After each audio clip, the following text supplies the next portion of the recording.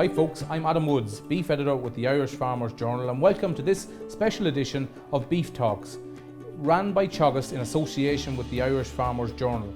Over the next 5 days, we'll be discussing topics such as Suckler beef production, dairy calf beef production, sustainability and climate change, grassland management and nutrition, and on the final day on Friday, we'll speak to a number of key industry players around where the industry is going, profitability of the industry, and future opportunities and challenges for the industry. The show will go out at 12 p.m. each day on farmersjournal.ie and teagasc.ie, and for anybody that can't tune in at that time, the show will be available to view at any time after that. On today's show, we're going to be talking about Suckler beef production, and I'm delighted to be joined by Michael McManus, technician to the Derrypatrick Herd here in Teagasc Grange, Dr. Bernadette Earley, Principal Research Officer in relation to animal health here in Teagasc Grange, and Alan Twomey, a genetics researcher in Teagasc Moorepark.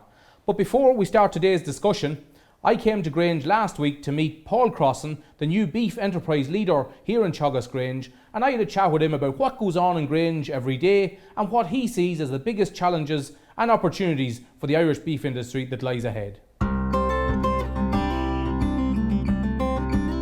So I'm here with Paul Crosson, Beef Enterprise Leader in Teagasc and Grange. Paul, we're out here in front of the main house in Teagasc and Grange. Tell me a little bit about what Grange is and what happens here. Well, Adam, Grange is the Teagasc Beef Research Centre. So we're a research farm set on about 600 acres. We've cattle accommodation for 1,200 head. We also have laboratory and research support facilities.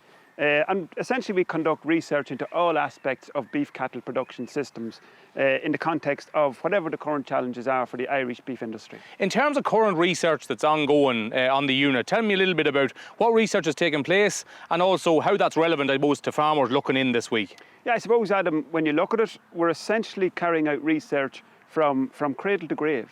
So we look at from pre-breeding essentially. So we have a lot of work on cow fertility, looking at genetics, looking at management effects on different reproductive performance levels. Then from the calf on, it's around health. Again, it's around fertility in the cow and milk production in the cow, producing healthy, heavy weanlings. We're looking at feed management right through the life cycle of the animal. And then, of course, we're looking at finishing systems and different finishing approaches. I suppose some of the focus at the moment is around grass only or very high grass-based systems. And equally, we're looking at meat quality traits. We see a lot of, I suppose, demand from consumers around meat quality, human nutritional quality, as well as, I suppose, the broader sustainability elements of our meat production systems. So really you're looking to the problems that are coming down the road or the issues that are coming down the road for beef farmers and trying to answer those questions ahead of those problems occurring maybe in 10 or 15 years' time. Absolutely, and we see it at EU level, the types of propositions that are coming from the EU in terms of reducing antimicrobial usage, in terms of reducing nitrogen and fertiliser use and chemical use on farms. So how do we develop, novel production systems that can be profitable at the same time as meeting all of those demands from consumers and from policymakers? Paul, you're Beef Enterprise Leader here. You've got to answer questions and problems for farmers coming down the road for the next 10 years.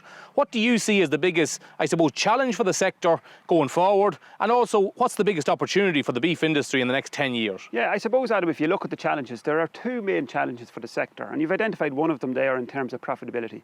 We have had a challenge with profitability in the beef sector for a good number of years, and that remains the case. So we have to address that and see what can we do from a production efficiency inside the farm gate in terms of increasing profitability. A second challenge that is increasing, in the public consciousness and in the terms of policymakers, is the whole area of societal expectations of how we produce food. It has to be carbon friendly.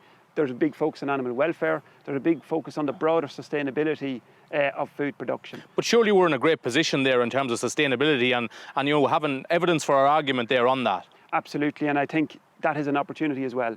We do have, if we look at our permanent pasture-based systems from the point of view of animal welfare, the animals are outside 7, 8, 9 months of the year, depending on the part of the country. We have very low usage of antimicrobials. Recent research from Grange has shown that relative to international benchmarks, we have very low usage of antimicrobials.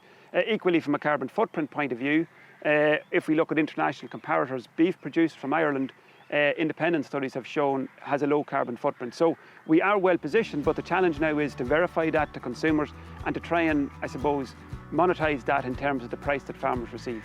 Thanks, Paul. Let's go back to studio and kick off the Teagasc Virtual Beef Week 2020. A great insight into Grange and what happens here, and later on in the week we'll be joined by Paul Crosson to discuss areas around sustainability and economic issues. If I move to my panel, Michael, I'll start with you. I guess you're in charge of the Derrypatrick Herd down there at the moment. Tell me a little bit about what the Derrypatrick Herd is and what you're trying to do down there. So the Derrypatrick Herd is a 100 suckler cow herd, finishing all progeny. The steers are killed under 24 months, the heifers under 20 months of age. It's a 65 hectare farm. So that's where we're at the minute. There's currently ongoing research at the minute on beef sires, on both maternal and terminal. And the main objective of the trial work would be to see if a farmer goes down the route of breeding his own replacement heifers, will he take a reduction in carcass output maybe from his beef sire? So that's some of the research that's ongoing at the minute, and Alan will probably discuss the findings there later on. There's huge debate out there at the moment as regards whether we go with the replacement index or whether we go with the terminal index. Some might say that because we went with the replacement index, the quality of our cattle have went back. And I suppose that's some of the questions that you want to answer as part of the research in the Derrypatrick Herd going forward. Yeah, so that's what we're looking at the minute. Yeah. In relation to, I suppose, what's been happening on the farm for the last 6 weeks, tell me a little bit about, you're affected up here by drought as regards grass supplies. What's been happening? Yeah, so the last 6 weeks has been quite busy. We're in the height of the breeding season, and then we also had we had a soil moisture deficit. We had very little rain from the 17th of March until about the 20th of June. So from the first week in June, our average farm cover fell to around 550 kilos of dry matter per hectare. So a decision was made to introduce the cows silage. So we put out our ring feeders and gave the cows daily allocations of silage, and allowed the calves to creep graze into the adjoining paddocks to allow them to have access to fresh grass. We kept the beef cattle and the replacement heifers at grass, but at one stage it did get down to the wire. We were growing 21 kilos of dry matter per hectare, and we had a demand of 24. So we were quite tight, but the cows only stayed on the silage for 10 days, so we were quite happy we got back to grass. Are you back to normal now with relation to growth and demand? Yeah, so we're back to normal now. The drought is long forgot about. Lots of rain has fallen recently. We'd have a growth anywhere there, I think it was 78 this week, and demand of around 65. So you could be back in a position of taking out paddocks again very shortly? Yeah, exactly, or else I'll leave them and take them in with the second cut. Tell me what's been happening, I guess, in relation to calving results and breeding results. I gather you've had a really good year in 2020 in relation. Start off with calving results. Yeah, very happy how the calving went this year now. We calved down 105 cows. We had 110 live calves on the ground. We had 9 sets of twins, and we had 4 mortalities. So quite happy how the calving results went. We had 84% of the cows calved in 6 weeks and 95 calved in 9 weeks. So it was quite a hectic 6 week period, but good to get through it. What do you put that down to? Is it the choice of bull that you're using in terms of easy calving, or is it the management of the cow, or is it, we'll say, checking cows at calving time? What is it down to? So a lot of it, we maybe getting it back as far as getting them out early in the spring, getting your cow going in the spring, getting her out to grass, get a good intake of grass, and maybe have one cycle over before the breeding season comes round, and then she's ready to go in calf, and then that tightens up the breeding season, and then you end up with a tighter calving spread. In relation to breeding then, tell me a little bit of how that has gone so far. So give me the dates. You're calving between what date, and then when does breeding start? Yeah, so our calving started on the 14th of February and finished on the 4th of May. Then on the 4th of May, we also started our breeding season. So that's something I'm going to be looking at this year, maybe pull back to 9-week breeding rather than 10 and a half weeks last year. So I'll give myself an extra week there in the end of April where I can get my calves up to date on their vaccination, and I can get my breeding together and ready to go for the first week in May. So this year we started on the 4th of May breeding, and we're currently we're going to breed for 9 or 10 weeks. So then in week 8 there we did a breeding scan. We scanned 68 cows, so we had 64 in calf, scanned 24 heifers, and there's 23 in calf. So out of the 5 that weren't in calf, 4 of them had just lost embryos, and we had 1 cow turned up not in calf. So them 5 have since been bulled, and so out of them 92 that was scanned, there was 95 in calf. So we're quite happy with that result. So we potentially won't bull for as long as expected. really super breeding results. What are you putting that down to? Is it getting out early to grass? We'll say for that. It's been a really good spring, I guess, up to a couple of weeks ago in relation to drought. What is that down to? Is it health? Is it the genetics of the cows, or is it a combination of everything? I'd say it's a combination of everything. The cows went out to grass. They started going out on the 23rd of March. So early turnout, good covers. We ground closed up from the 10th of October. So we had a good allocation of grass for the cows early in the spring. Also, they're getting minerals. They're getting their full allocation of minerals through the water, and also cows were in good condition, calving down, fit but not fat, and also 70% of them calved themselves, or I should say 65 to 70% calved themselves. So there was no hard calving. So the cow was fit to, she had no issues there. The herd is using 100% AI. The thoughts of that would scare some farmers at home. How do you manage that in terms of 100%, that there's no stock bulls at all? How do you manage that? Yeah, so at the minute we have 4 groups of breeding animals, 1 group of replacement heifers and 3 groups of cows. In the groups of cows we've 25 to 30 cows per group. All 4 groups are accompanied by a teaser bull. He is a vasectomized teaser bull, and he has a chin ball attached. The cows then are tail painted every 10 days. We start at the beginning of the breeding season with yellow, and then once they're served they go to blue. We use the yellow because after 2 or 3 weeks of your breeding season, it's an easy way of identifying a cow that's yellow in a paddock of 25 or 30. She sticks out there and you can see, you can keep an extra eye on her, or question why hasn't she been born. So that's they're 2 of the aids we use, the tail paint, the vasectomized bull. How often are you checking those cows, was it, during the day as regards for heat? Yeah, so around 4 times a day. So anywhere from 7 o'clock in the morning till 8 in the evening. The majority of the heats are picked up early in the morning and late in the evening. So most farmers will be able to achieve that, check them twice a day, morning and evening. Yeah. And as regards infrastructure then, getting them in, we'll say, and out for AI, I guess good infrastructure there is important. Yeah, we have good infrastructure on site there at the minute. Most 2-acre paddocks all have easy access to a handling facility, and also the reel. We make good use of the reel when taking in maybe one individual cow out of a paddock of 25 or 30 cows. Okay, as regards choosing bulls for the herd, how do you go about doing that? Are you focused completely on figures, or is it a function of breeding and figures and confirmation of the animals, or how do you do that? So at the minute, the bull criteria is being picked for the ongoing trial work. So some of the criteria would be 80% reliability on the bull, 5-star across, 5-star within breed and 4-star across breed, and 8% calving, maximum of 8% calving difficulty. So majority of the criteria is down to trial work. So a lot of it is based on figures. Yeah. As regards then moving over to the replacement and the replacement strategy for the herd, what's the current cow makeup in the herd as regards breeds and mix, and in terms of the future, we'll say strategy for the herd in terms of replacement policy, where is that going? So at the minute, the cows are made up of about 50% Limousin British Frisian cross, and the remaining 50% is made up of 25% Simmental Suckler cross and Limousin Suckler cross. So that's the breakdown of how we bring in the replacement heifers. The replacement heifers are generally bought in late autumn or very early spring, and they're of that makeup. Yeah.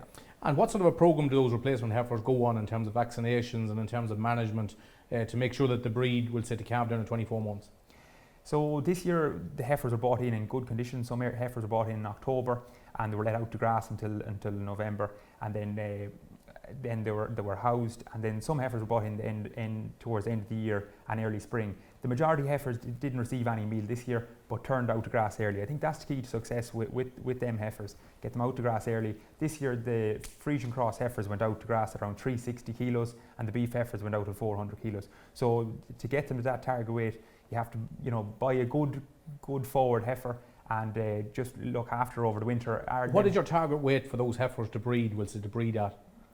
So this year them heifers bred around 460 kilos for the 460 to 470 kilos for the Suckler bred heifers, and 425 for the dairy cross heifers. Now this year they're slightly ahead of other years. We have bred them anywhere, this dairy cross heifers down as far as 370, maybe around 350 in previous years. But that then again, it goes back to getting them in early, looking after them yourself, and putting your own stamp on them. What's the focus on the farm for the next couple of weeks, I suppose? What's the job of work ahead for the next few weeks and months? At the minute, it's making sure we get the correct grass into the animals, allocating grass paddocks. As I was saying earlier, there's a very high grass growth at the minute, so managing that is the immediate thing. Then second of all, we'll be getting a good second coat in for our cows, hoping to achieve maybe a 68-70 DMD silage for them. And also maybe in late summer there, hoping to reseed about 25 acres. We didn't carry out any reseeding last year. We're slightly tight for grass in maybe the end of August. So this year I'll be hoping to reseed around 25 acres. Because I seen there in the drought, the reseeded paddocks were the ones that were really keeping the floor under the grass, whereas paddocks that hadn't been reseeded were really struggling. So the reseeding is something I'll be really targeting to do there in the next few weeks. Thanks for that, Michael. A great insight into what's been happening on Derrypatrick Herd. Now, some might say it's very easy to get things right in a Teagasc research station like Teagasc here in Grange. So last week I travelled west to visit County Galway suckler farmer Niall O'Mara, who farms a northern calving herd and practices 100% AI on the herd. Let's see what he had to say.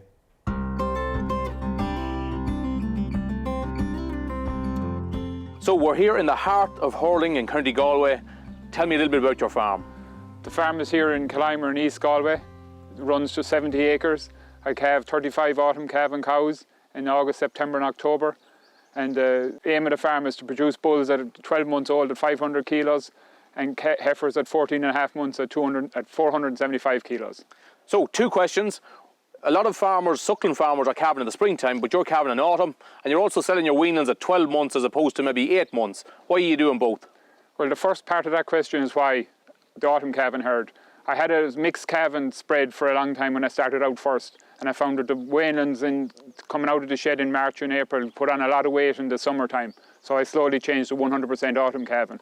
Well, the animal is thriving during the summer and he's capable of putting on 1.5 kilos a day. So 1.5 kilos a day by a month is 45 euros into my hand at the end of the month. So multiply that by 10 is 450. So why give it to someone else when I can do cheap weight grain off grass in the summertime? The farm, it's no stranger to success. You've won awards for genetics, you've won awards for grassland management in the last couple of years. For everybody watching in, tell us your secrets.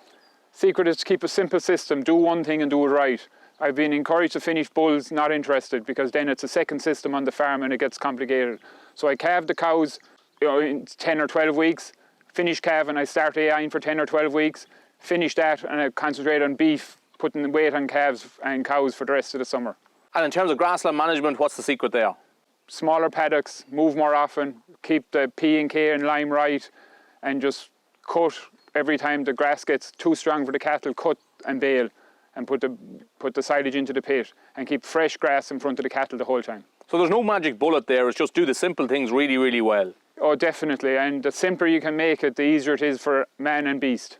Niall, all your land's in one block. Have you been tempted to look at other enterprises and move away from Suckle, or why are you sticking at Suckle? I'm lucky enough, all the land is in one block, so it's very easy to manage. The reason I stay at Suckle is I love what I do. And while there's a few pound in it, and it's making money, I'm going to stay at it because I love what I do. I really like the genetics part of the farm and enterprise, breeding and trying to breed better heifers for milk and fertility and carcass, so I really love what I do. That's why I'll stay at it. You're using 100% AI at the moment. Why bother? Would it not be an awful lot easier just to let it stock bull and forget about it for the summer? The reason I really love the breeding, and when you have a stock bull, you're only bringing in one set of genetics into the farm every year, whereas with AI I have 5 or 6 animals that I breed from every year, so the genetics is very spread. So every year when I pick out my program for breeding, I'd have 5 or 6 breeds of animals, and I could have 6 bulls in that 5 lot, and I try to match cows with bulls to give me different traits. And then the following year, I'll use a different bull and the same cow and mix them up. So I really enjoy what I do. I really enjoy the genetics part of the program. And what the ICBF bring to the table at the moment is unbelievable. It gives us great belief in the system and the quality. You talked there about picking bulls. Tell us a little bit about how you do that. Do you just page through a catalogue at night and pick a nice picture of a bull, or do you use a sort of a wide information on each of those bulls, or how do you do it? The first protocol is the replacement index list on the ICBF website. So usually the bulls come from the top 50 in Ireland. And then after that I go for each individual breed. So I'd have a top bull in each breed over 5 or 6 breeds. So I'd have 5 or 6 bulls in the thing. I sit down on the computer with a spreadsheet. I put in the information that I require. Overall index, docility, carcass, calving interval, and milk of the daughters. And I match my cow to that information. So I have six lines of information from each bull, and then I look to see which suits that cow better, and I'll AI the cow with the bull that I pick. So a lot of work goes into picking the bull for the cow. So that's inside, outside practically, using 100% AI. It's not easy. Give us some tips there on how you can facilitate, we'll say, getting in cows, and tell us as well about what time you're AIing cows. So are you working to the AM PM rule, or are you just doing once a day AI? Well, in ways I'm lucky enough, the cows go into the shed on the 1st of November. Well, my pre-breeding starts in the middle of October. I give the cows 1.5 kilos of meal for 3 weeks before the breeding season starts. And then once the breeding season starts, they're fed for the first month with 1.5 kilos a day. The cows are in the shed, so it's an ideal time for me to AI. So you're not breeding outside at all, it's all in the shed? Well, I used to try to breed outside, but then I found there was a pause in the breeding program when they go from one diet to the other. So now, no matter how good or bad the weather is, they go in on the 1st of November. So that gets rid of the pause in the middle of the breeding program. So they're inside, so they're easily managed. I have rubber mats in the shed, so I'm scraping the shed morning and evening for 20 minutes each side, so that's 40 minutes. So it's doing twofold. I'm looking at the cows and I'm doing a bit of work. Yeah. So I have a vasectomized bull running with the cows for the last 5 or 6 years, every year. I also use tail paint. I use the AM PM rule. If they're AI bulling in the evening, they're AI the following morning, and if they're bulling in the morning, they're AI that evening. So in terms of weight gains, just I suppose the proof is in the pudding, and in terms of weight gains, tell us a little bit of how stock have done in the last 12 months here and what weight gains you're hitting. Well, some of the stock you can see in the background there, they're weighing since the 10th of April or 12th of April. They were doing 1.04 kilos a day before they were weighed, and they're doing 1.35 or 1.36 since they were weighed. If we go back to last year, the bulls and heifers combined did 1.35 kilos, I think, or 2.9 kilos a day for the year. So they're really good weight gains. So based on the number of heifers you're bringing through that are high replacement index, and based on the weight gains of your stock, AI is really worth it on this farm? Oh, definitely. The genetics that the AI brings and the quality of stock that's on the ground is unbelievable. So I wouldn't change for the world. Have you been able to follow through on the terminal progeny from the farm? Are they doing well for the customer that comes to buy them, and is he coming back every year to buy your weanlings? For the last 5 years, the same customer has come back, and he's bought every bull on the farm for the 5 years. He's not leaving any behind. He walks onto the farm, he looks at the stock, we agree a price, I bring them to the yard, we weigh them, and I'm paid going out the gate. And it's unbelievable for me, because it's one deal, all the male progeny gone, and he's very happy. He keeps coming back every year. Thanks very much, Niall. A top operator there in County Galway, and a man focused on what he is doing. Bernie, Niall talked about the importance of health in having a successful farming system down in County Galway. Tell me a little bit about the research that you're involved with here in Teagasc Grange in relation to suckler beef production. Yeah, the research that I'm involved with is mainly focused around animal health and welfare. So we have a number of large projects ongoing at the moment. There's one on bovine respiratory disease. This is linked with some partners in the US and in Northern Ireland. It's a 4-year funded project. We also have work on animal housing, looking at space allowance and underfoot conditions for the winter finishing animal, and also work on calf castration at a young age and at an older age. And it's mainly, I suppose, addressing the health and the welfare around those particular topics. Prior to that, we had work on weaning and the management around weaning and how that contributed, I suppose, to have improved animal health at weaning time.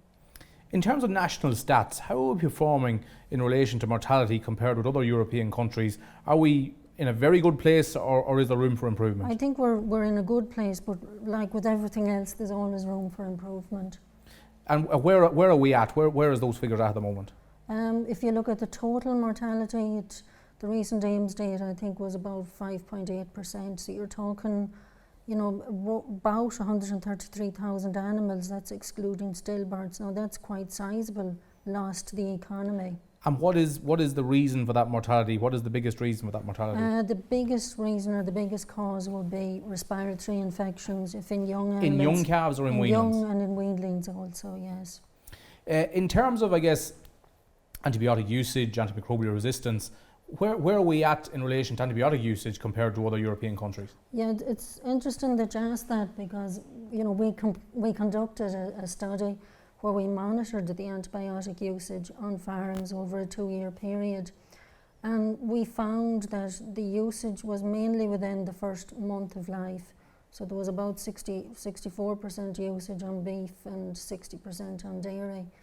Overall, when we quantified the milligrams of antibiotic being used, it's represented as milligrams per PCU, which is a population correction unit.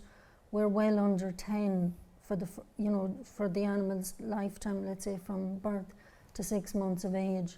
And that actually is a very good target to have and to have achieved that, because not many others are within that range. But what we need to be more careful of, I think, is the type of antibiotic that we're administering. Because if you look at, the department website, there are the listed antibiotic usage. There's the high priority, critically important antibiotics. So I know we're all very familiar with the active ingredient in, let's say, an antibiotic, but certainly the quinolones, what are known, and the 3rd and 4th generation cephalosporins, those are ones that will really have restricted use. Whereas we'll be back, we should really be using more of the kind of what is known as the beta-lactams or the aminoglycosides. I'm really just naming the active ingredient because that's really what the metric is based on, is the active ingredient. Why do we need to be worried about antibiotic usage? And I guess, are there human health implications for that antibiotic usage on farms? Well, globally there's a big concern about antibiotic resistance, and it's increasing, and we're presently in the middle of a pandemic where antibiotics are being used as well. So the concern there is that we don't, that the bacteria are developing resistance to antibiotics, and the same is happening in the human as well as the animal. So that's why we need to keep antibiotics in reserve, so that when the human or the animal, especially with the human, there's a disease challenge, that the antibiotics will be effective. You mentioned there that there was antibiotics, a lot of antibiotics going in the first month of life. Yes. What's going wrong there in that first month, or what do we need to do better? We looked at that as well, and we looked at some of the predisposing factors for disease, and it relates back actually to calf immunity as well, and the level of immunity that they have obtained at birth. So you can pick up, let's say, we call it failure of passive transfer of immunity. You can measure that simply by taking a blood sample from a calf. Within 48 hours of birth, you will know what the immunity of that calf is like for its lifetime. In terms of, to move on maybe to the next stage of the animal, and that's maybe coming up to weaning time, and maybe coming into the shed for the first winter, we always have issues, and we always encounter issues around pneumonia and respiratory infections for that first winter in the shed. Tell me a little bit about, I suppose, why those issues are occurring, and is vaccination, is it a must on these farms? Yeah, we looked at that some while back, and it's probably all the management around weaning and how we manage that better. So we would recommend that you don't castrate animals within the 2 weeks to the 2 to 4 weeks prior to weaning, that a vaccination program is in place, that there is, more better control of disease challenges, and you will have let's say a weanling animal then that's, better adapted to the housing environment. Also, if they can be creep fed, we talk about feeding them 1 kg of meals about a month before weaning. That is of benefit, because the weaning process itself, it involves not only the physical separation of the calf from the dam, but also you have the nutritional changes. You have what is known as well as physiological changes in the animal, which is how we measure the stress response. And if you administer a vaccine at that time, during the weaning, if it's not properly, well managed, you will not get a very good response to a vaccine. Final question. We've seen a big swing away from under 16-month bull production, and we've seen farmers take out the Bordeaux over the last 12 months. And we'll say castrate their male calves. Couple of questions on that. The first one is timing of castration. What is the best time to castrate male animals on a suckler beef farm? Yeah, it's interesting that you ask us that, because we've done quite a lot of work on calf castration. And first of all, the legal position with it is that an animal over 6 months of age must be administered a local anaesthetic. That local anaesthetic can only be administered by the vet because it's a veterinary surgeon only drug. Under 6 months of age, there's no requirement to administer a local anaesthetic or a pain relief. A farmer can carry out that procedure. There are a number of studies, and we've done them as well. We've looked at Bordizzo castration, surgical castration, as well as banding castration of the older animals. Definitely surgical is more stressful to the animal. You mentioned the older bulls. We actually did carry out a study on farms, 4 different farms outside of Teagasc here, and a third of the animals remained as intact, or they were not castrated. Another groups were banded castrated, which is using a calicrate type bander, and then the rest of the animals were Bordizzo castrated. It worked quite well, but it was important to have the Covaxin in, or the tetanus injection in, prior to banding itself, and Bordizzo, such that the animals were protected against tetanus. Performance-wise, in the first 2 weeks after the procedure, the Bordizzo animals performed a little bit better than the band, but from 5 to 16 weeks post-banding and Bordizzo, there was no difference in performance. There's also evidence to suggest that if you Bordizzo castrate at 6 months of age or 13 months of age, there's no difference in performance, or in, up to slaughter time, or no difference in carcass weight between them. I know some farmers in the UK are using rubber bands on we'll say, very young calves. Yeah. What is the position on that in this country? The position here is that up to 7 days of age, you can band a young calf with the rubber band. Over from day 8 onwards, up to 28 days, you can still use the same rubber band, but it must be administered the calf must be administered a local anaesthetic. And as regards the use of a painkiller, we'll say, when castrating, is that recommended? It's an area of research that the research is showing, let's say, different to what is the recommendation. We would find that when we castrate an animal with a local anaesthetic and also give a pain relief. Now, we would give local anaesthetic in our research study. We gave pain relief, and we also gave the combination. We found that the pain relief on its own was quite effective in reducing the stress of castration. And by that I mean, when we castrate animals, we measure the physiological response to stress. So we measure the stress hormone cortisol, and that's how we will monitor the welfare, or let's say the physiological stress that animal is under. Ketoprofen wood, the drug we use, I mean, it's commercially available there. It brought about a 55% reduction in the cortisol response. The local anaesthetic was about 28%, and the combination was about 35%. So there is an advantage in using a local, let's say, a local anaesthetic with a non-steroidal anti-inflammatory drug. But the legal position is that it's really, it recommends local anaesthetic, but the option is there, and it could be advised with an older animal, let's say over the 6 months of age, to administer the non-steroidal. You mentioned stress there, and it's really important to get that message across to farmers that if you are castrating, you're not doing it around weaning, you're not doing it around dosing, you're not doing it around housing, that it's separate to all those other tasks on the farm. Yes, and at under 6 months of age, it requires a particular skill as well, and it's just making sure that everything is okay. What we did as well, a lot of the studies have focused on castration of dairy bull calves. So there last year we castrated some Suckler beef calves, and the interest in this was, if you castrate a young beef calf at 2.5 months of age versus one at 5 months of age, is there any difference in performance or in the stress response? And we found within the first 4 hours after castration, there was no difference in the stress response between a 2.5 and a 5-month-old. A slight increase in the cortisol production in the 4 to 9 hours after castration in the 5-month-old animal, but not in the 2.5.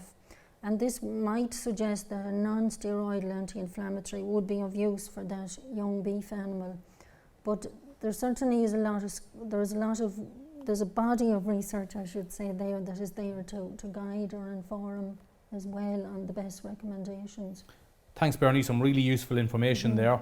Alan, I'll move on to you. Alan, you're working on, I suppose, genetics in Teagasc Moorepark, and you've been looking at some data in relation to the terminal index and the replacement index. Tell me a little bit about that. So firstly, the terminal index, and I suppose that's more of a kind of a traditional of what farmers were already been doing, and that's all looking at beef trait and calving difficulty.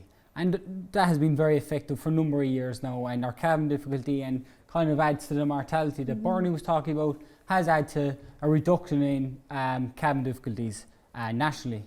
And also beef traits have been improving year on year.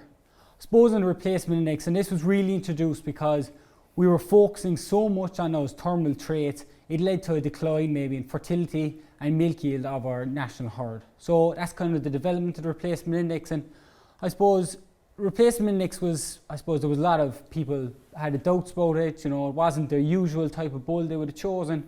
But I suppose there's traits that look at an animal you can't see. We can't see if that bull is going to produce fertile females, going to produce milky females. So you need to know progeny, look at ancestors, and that's all we look at, those figures, and we pull out, let's say, identify, well, this sire has produced a lot of fertile heifers or a lot of milky daughters, and we can then predict how that bull is going to perform.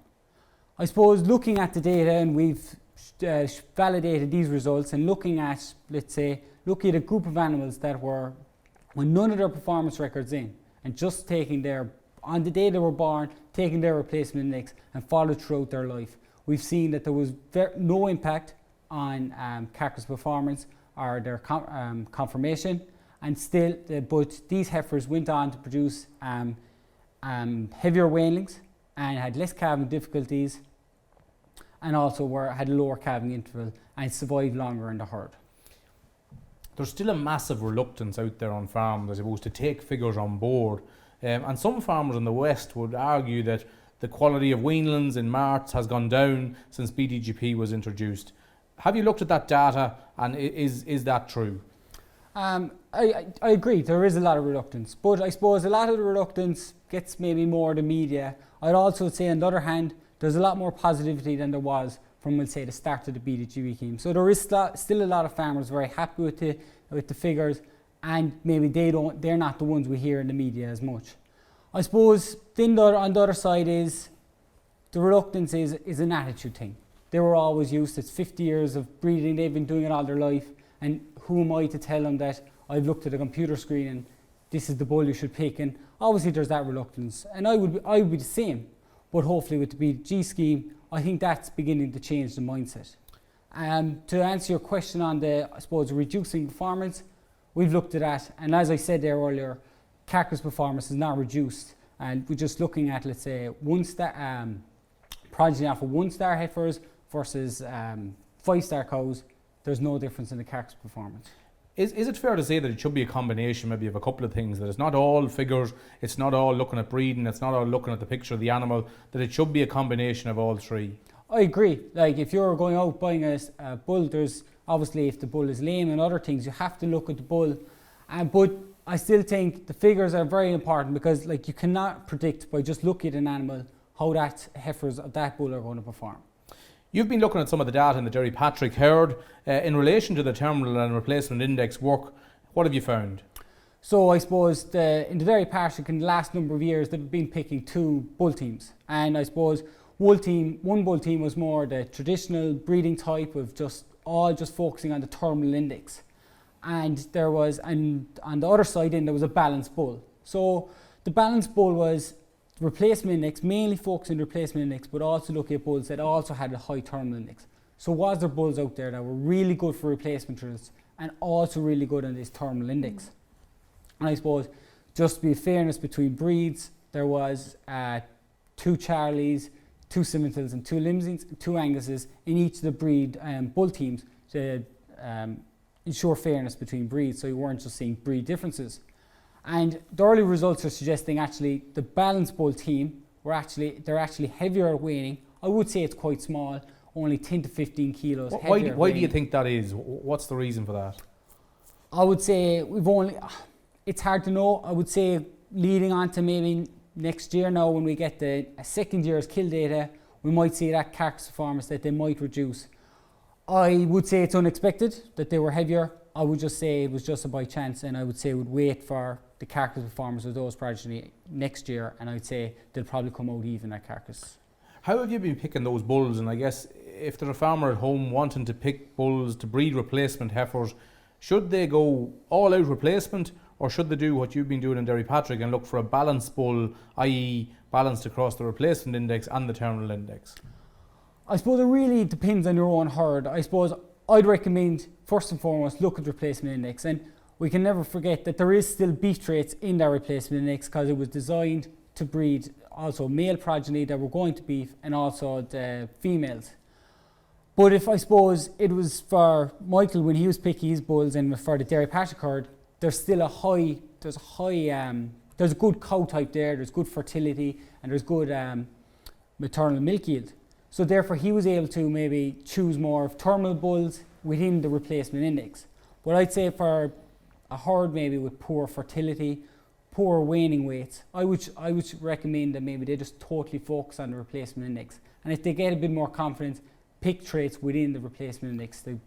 In terms of the index, where should I be heading it for? Where should I be picking, or where should I be aiming on a figure on that replacement index? I suppose the stars were kind of there as a guideline, and I suppose as a 5-star bull is in the top 20%, and I think a lot of guys are still picking the 5-star because it was done easily, but now a lot of these herds have hit all their targets due to BGP. So I suppose a lot of the herds in these herds, a lot of these cows in these herds actually are already 5-stars.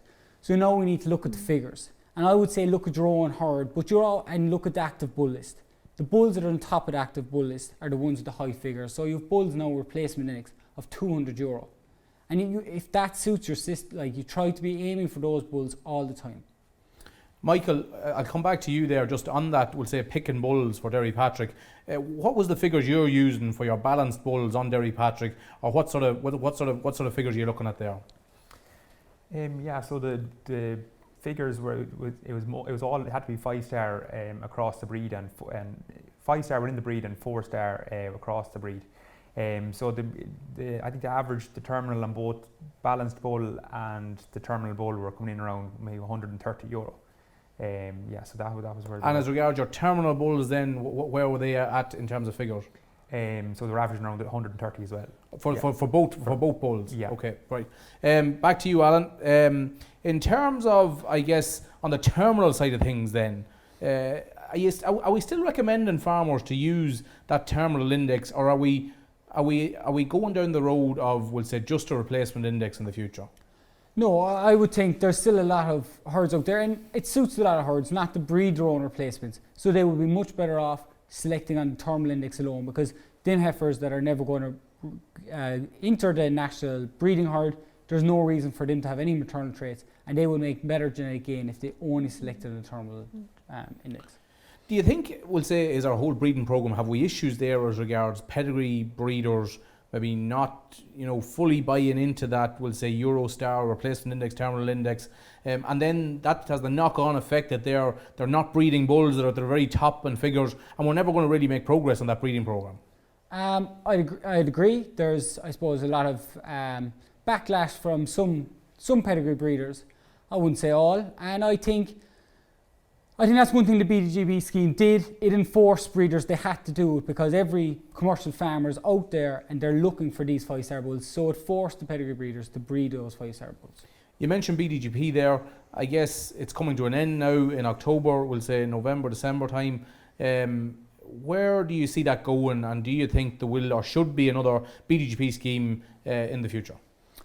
I don't know. It's whether there will be or not another one. I would hope that, let's say, that this scheme will have shown the success that these indexes can do. Let's say that on the ground level, the farmers now have used these high replacement index bulls and seen that these heifers are actually performing better. Because I suppose the scheme was 2015 it started on, so really them replacement index bulls are picked that year.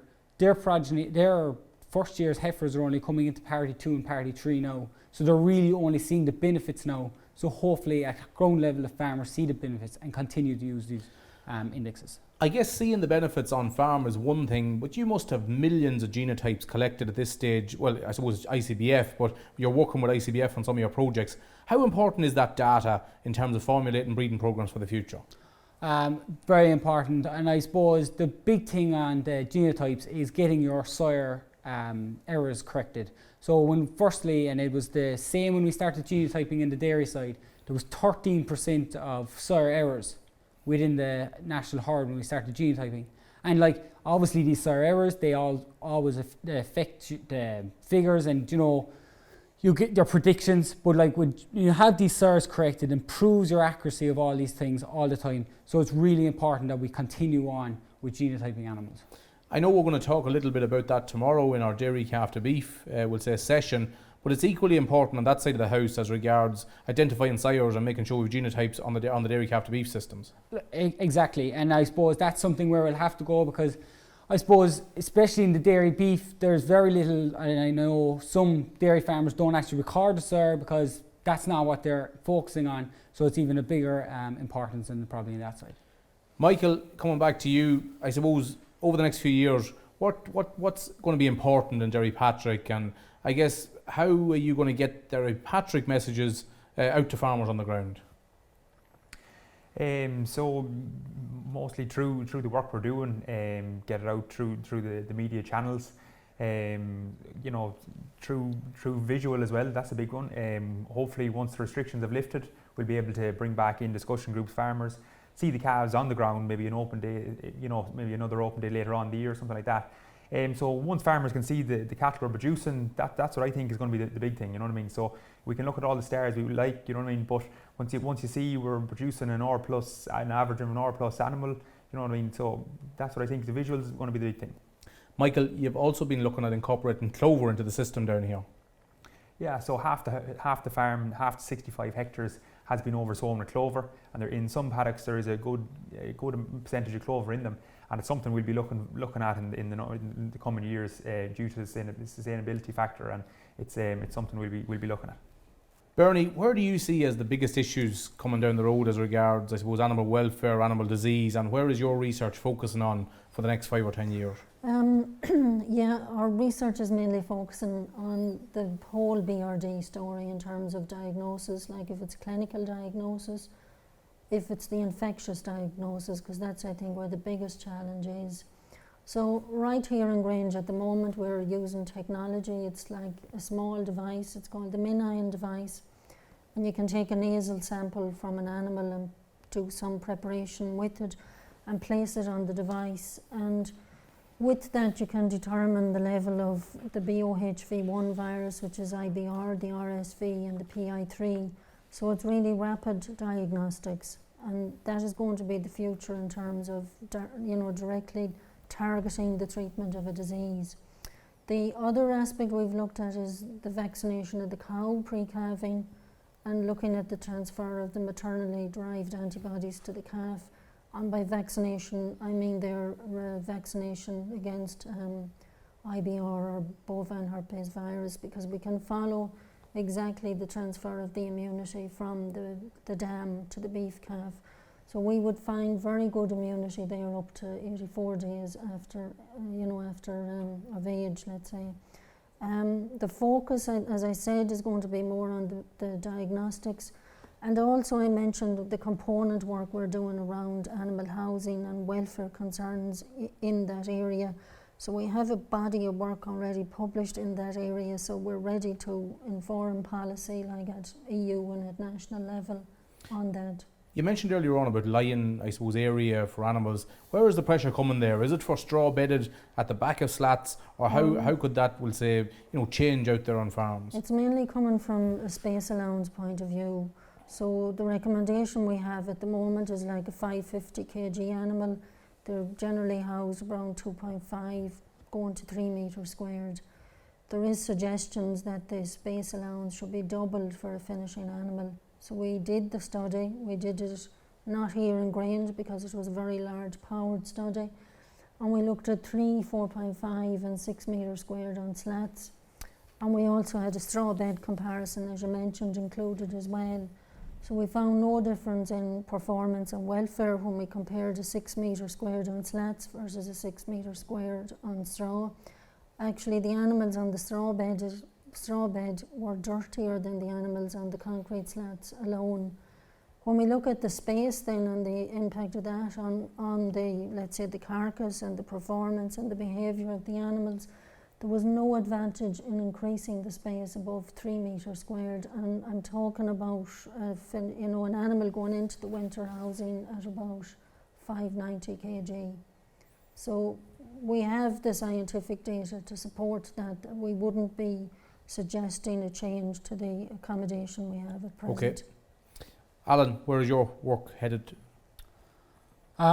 It's mainly heading towards an age of slaughter trait, so I suppose we've made massive gains in this carcass weight, but I suppose the factories now are really demanding this 380 kilo carcass, just the steak sizes.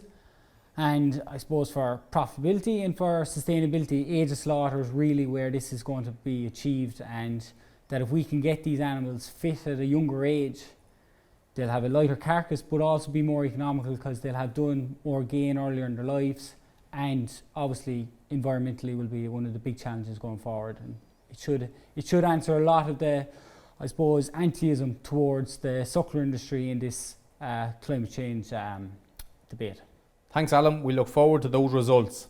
That's it for today, folks. I'd like to thank my guests, Michael McManus, Bernadette Earley and Alan Twomey.